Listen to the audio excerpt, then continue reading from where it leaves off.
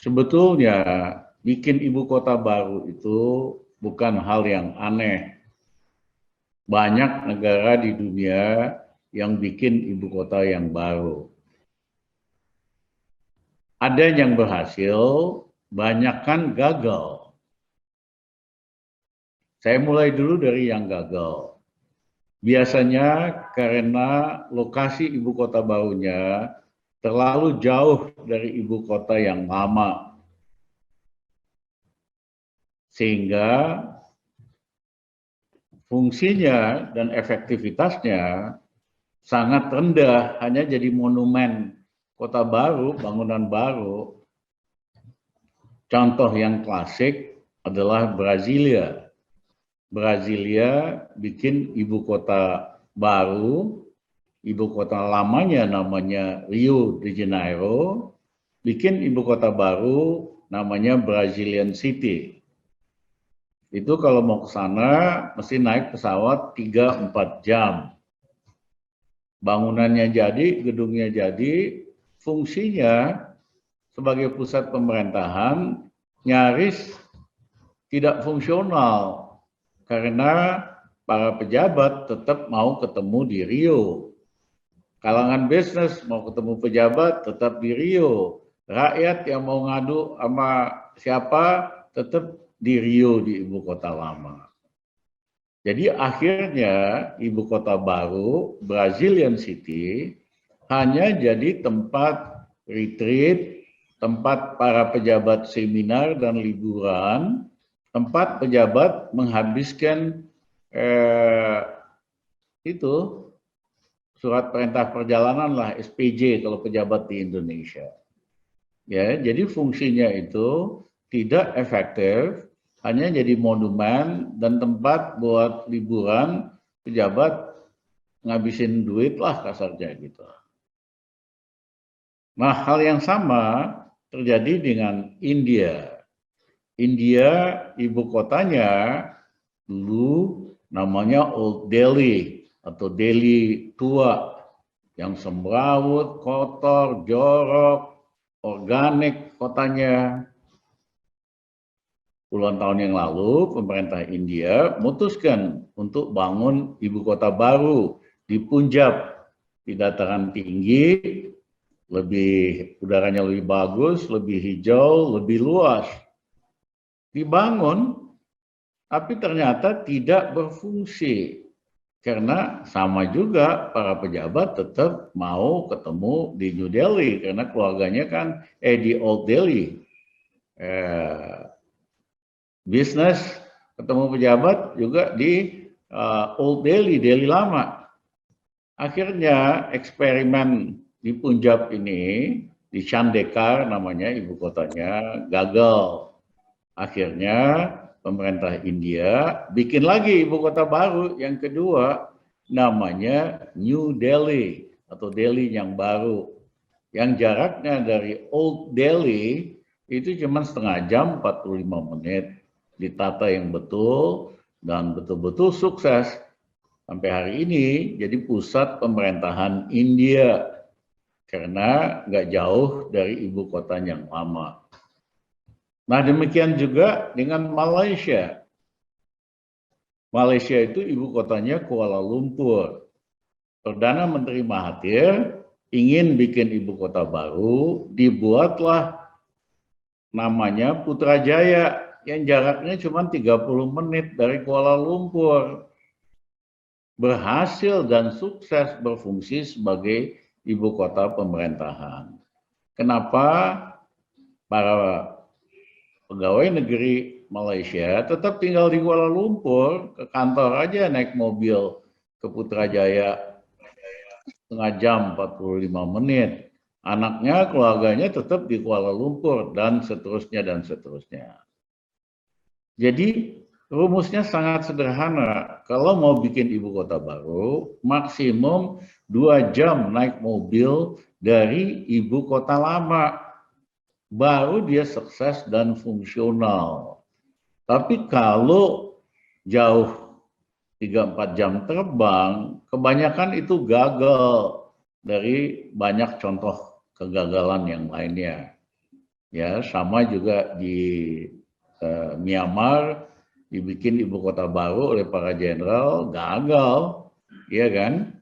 Proyek dari Cina lah, ya kan? Nggak berfungsi, tetap aja orang di ibu kota yang lama. Nah, itu seharusnya jadi pelajaran sebelum kita putuskan mau bangun ibu kota apa enggak. Nah, pertanyaan tadi Pak Suryadi juga udah jelaskan, tepat nggak ini? Benar nggak ini anggarannya? Masa kita lagi susah gini, ya kan? Rakyat beli minyak goreng aja kagak ada, beli mau tahu tempe juga mahal dan susah. Kok masih cawe-cawe bikin ibu kota baru? Di mana logikanya? Apa urgensinya dan sebagainya? Tadi Pak Suryadi sudah jelaskan dengan baik. Nah, anggarannya sendiri diumumkan sekitar 500 triliun, tapi saya nggak percaya, ya kan, bisa berkembang nanti. Itu kan fase awal doang, bisa berkembang jadi 3 kalinya kali kalau betul-betul mau jadi ibu kota baru. Kenapa? Contohnya, ibu kota itu harus memiliki sistem hankam yang canggih. Ya, misalnya harus ada monitoring system, pakai surveillance, komunikasi yang canggih, pelindung udara termasuk militer dan macam-macam. Dan itu nggak murah kalau bikin baru lagi di Penajam sana. Loh, ada yang di Jakarta itu kan pemborosan luar biasa. Jakarta ini udah ada sistem surveillance-nya, sistem hankapnya. Kalau diserang itu nggak gampang gitu loh, ya kan? Kok ini apa yang ada malah diganti, dipindahin ke yang baru, betul-betul ya sangat ngada-ngada ini. Nah, anggarannya sendiri kalau 500 triliun 2 tahun, let's say sampai 2024, itu kebanyakan proyek pemerintah. Pak Suryadi tahulah ini, rata-rata tuh markup-nya 20%, paling sedikit. Proyek infrastruktur tuh rata-rata sampai 30%. Jadi markup-nya itu nyaris 100 triliun, itulah yang jadi bancakan dari para pejabat dan swasta yang terlibat di dalam proyek ini. Mereka juga nggak peduli-peduli amat, mau gagal kek, mau nggak dipakai kek, mau apa kek, yang penting kan bancaannya jalan gitu loh. Ini sebetulnya kadang-kadang birokrat main mutusin proyek tanpa feasibility study, tanpa itu studinya Bappenas, itu sangat mengecewakan tentang ibu kota baru. Rendah sekali kualitasnya. Padahal di Bappenas itu banyak yang pinter-pinter. Dari zaman Orba lah, banyak orang pinter di Bappenas yang harusnya kalau rancangan termasuk dipertimbangkan faktor geologinya, faktor banjir apa enggak, faktor manfaatnya lain. Ini nggak ada sama sekali dari studi di Bappenas. Benar-benar Bappenasnya ini kagak mutu karena dipimpin oleh politisi, bukan profesional. Biasanya bos Bappenas itu datang dari kalangan profesional dan ahli, ya kan, bukan politisi. Sehingga ya kalau politisi kan yang penting disenengin, ya kan, sehingga kualitas studi dari Bappenas untuk memutuskan itu payah banget. Nah, yang lain adalah sejarah Republik Indonesia tidak bisa dipisahkan dari sejarah Jakarta. Ya, itu kan dulu dikuasain Portugis. Akhirnya Fatahillah, Sunan Gunung Jati merebutnya, bikin jadi Jayakarta dan sebagainya. Dan hampir semua sejarah besar di Indonesia terjadi di Jakarta, ya kan? Jadi dengan memindahkan ibu kota ke Penajam itu, dicabutlah akar sejarah daripada Republik Indonesia. Dan pemerintah yang asal pindah, sembarangan kayak gini, betul-betul ahistoris. Karena sejarah Pulau Jawa itu nggak bisa dipisahkan dari sejarah Wali Songo, 9 wali ya yang nyebarkan agama Islam lah di Pulau Jawa gitu. Nah, para kiai-kiai, saya 3 minggu yang lalu diskusi dengan lebih dari 120 kiai di Jawa Tengah dan Jawa Timur, keberatan kalau sampai ibu kota negara dipindahkan. Alasannya ini kan mencabut akar sejarah. Apapun Jayakarta itu pengaruh daripada kiai-kiai itu sangat besar dalam sejarah Republik Indonesia. Kalau dipindahkan ke lokasi di situ, dicabutlah akar dan pengaruh daripada umat Islam dan kiai-kiai lah di dalam ibu kota itu. Nah, hal-hal begini tidak pernah jadi bahan pembahasan. Nah, memang ada alasan yang diungkapkan bahwa ini sebagai upaya agar pusat pembangunan ekonomi jangan hanya di Pulau Jawa.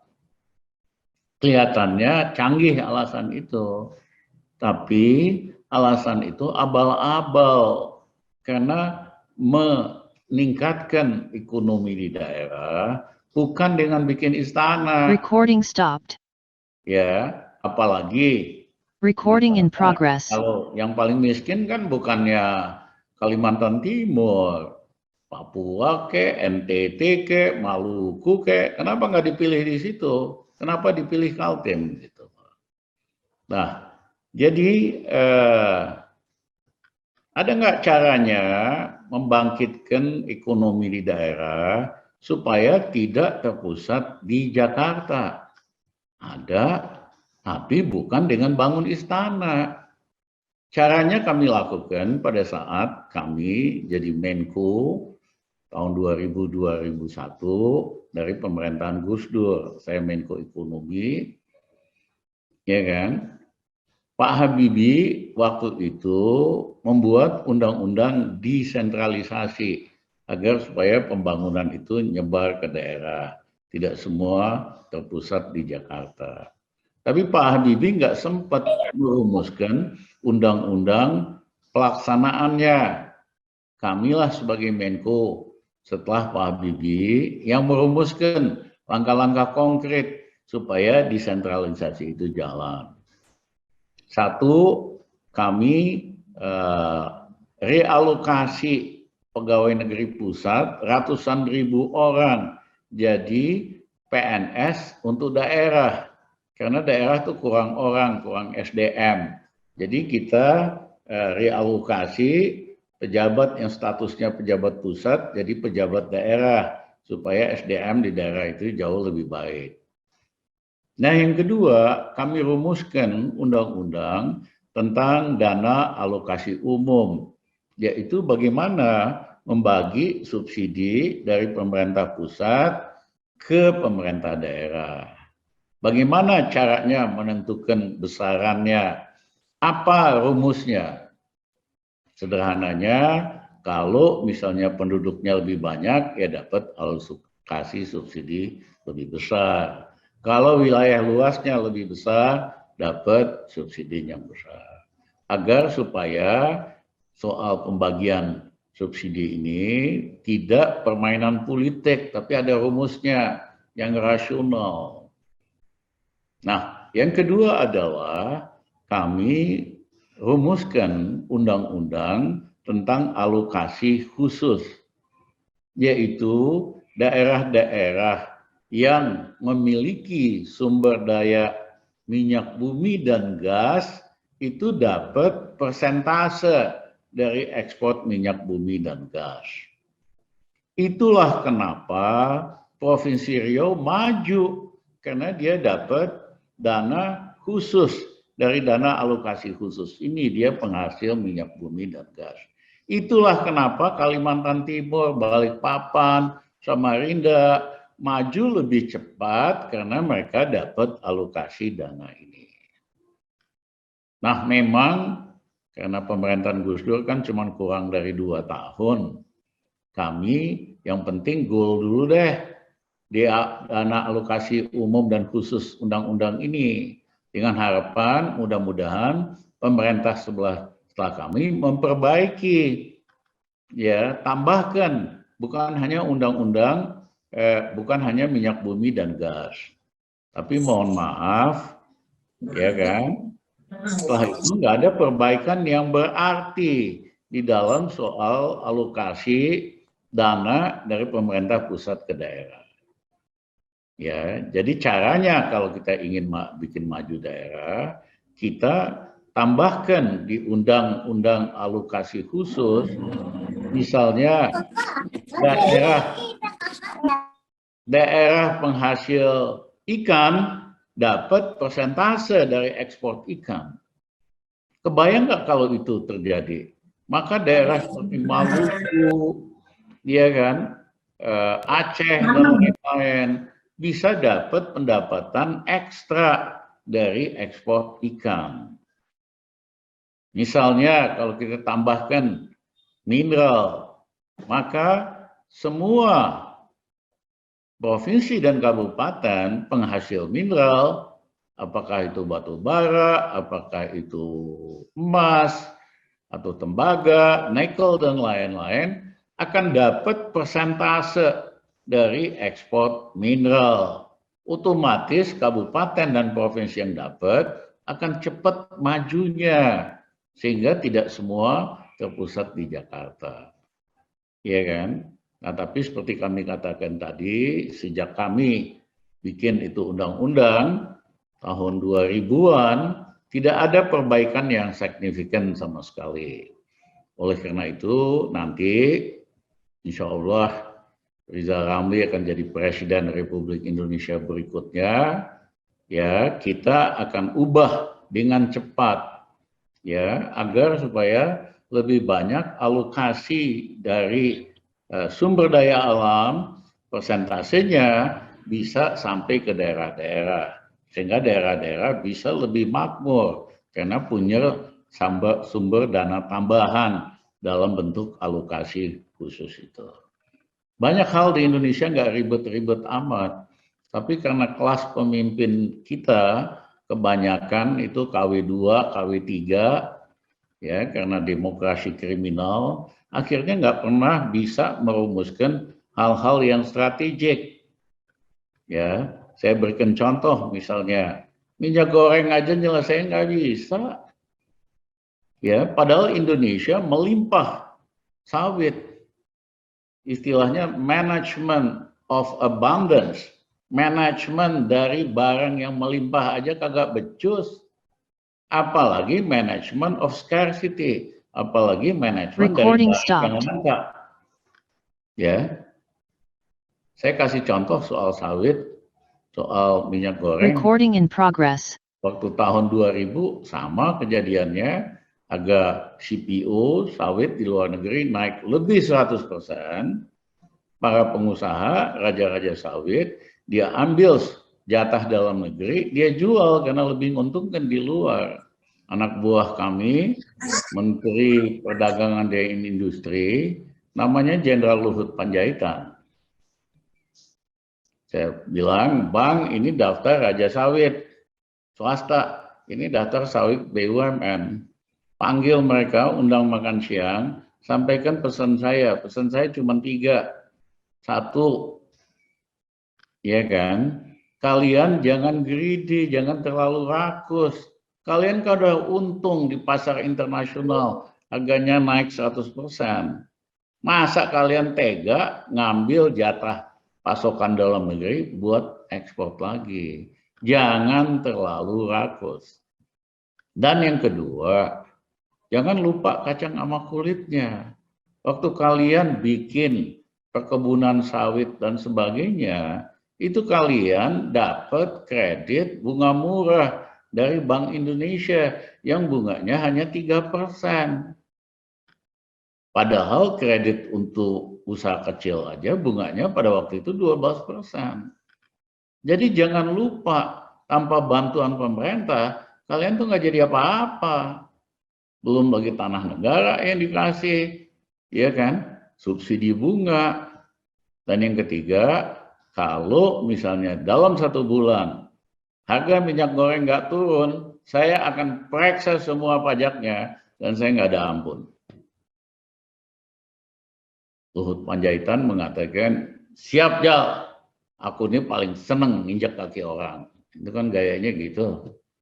Ya kan, dikumpulinlah semua raja sawit, swasta maupun BUMN. Dia bilang, bos saya, Menko Ekonomi, Dr. Rizal Ramli, ya dia orang sipil, tapi kelakuannya kayak jenderal bintang 5. Pesannya 3. 1, jangan greedy, rakus. Yang kedua, jangan lupa kacang sama kulitnya. Kalau sampai minyak goreng sebulan nggak turun harganya, dia akan periksa pajak kalian semua. Dan kalau ada yang nggak bisa ketahuan nggak benar bayar pajaknya, dia akan tangkap. Dan kalau saudara-saudara lobby saya supaya bujukin Menko saudara nggak dipenjarain, nggak bisa. Dia nggak bisa dilobi buat yang ngaco-ngaco ini. Apa yang terjadi? Saudara-saudara, sebulan kemudian harga minyak goreng turun tuh normal. Hari ini nggak bisa begitu aja. Karena takut sama taipan-taipan raja sawit ini. Mereka yang kendalikan oligarki ini yang kendalikan pemerintah. Bukan sebaliknya, harusnya pemerintah yang kendalikan oligarki supaya jangan ngaco-ngaco gitu. Nah, garisnya harus jelas, kalau menyangkut kebutuhan dasar rakyat, pemerintah harus berpihak sama rakyat. Tapi kalau harga mobil yang naik, harga barang elektronik yang naik, pemerintah nggak usah ikut campur, biarin aja itu mah urusan swasta. Tapi kalau menyangkut kebutuhan pokok, negara mesti jelas sikapnya dan keberpihakannya sama rakyat. Nah, kembali tadi, poin saya adalah kalau betul mau pembangunan di daerah-daerah itu makin lama makin maju, ya seperti misalnya di Amerika perbedaan antara negara bagian itu nggak jauh-jauh banget lah. Ada beberapa memang yang luar biasa kayak New York, California, tapi yang lainnya itu relatif hampir sama. Cara satu-satunya dengan mengalokasikan dana tambahan untuk daerah-daerah penghasil komoditi mineral, batu bara, ikan, atau apapun, dan daerah dapat persentase dari ekspor komoditas itu. Ya, kalau itu terjadi, daerah-daerah akan punya banyak uang, akan terjadi pusat-pusat pertumbuhan ekonomi baru di luar Jawa, ya. Tapi poin saya, solusinya bukan bikin istana baru. Itu mah solusi ecek-ecek, solusi abal-abal, ya, untuk memajukan ekonomi di daerah.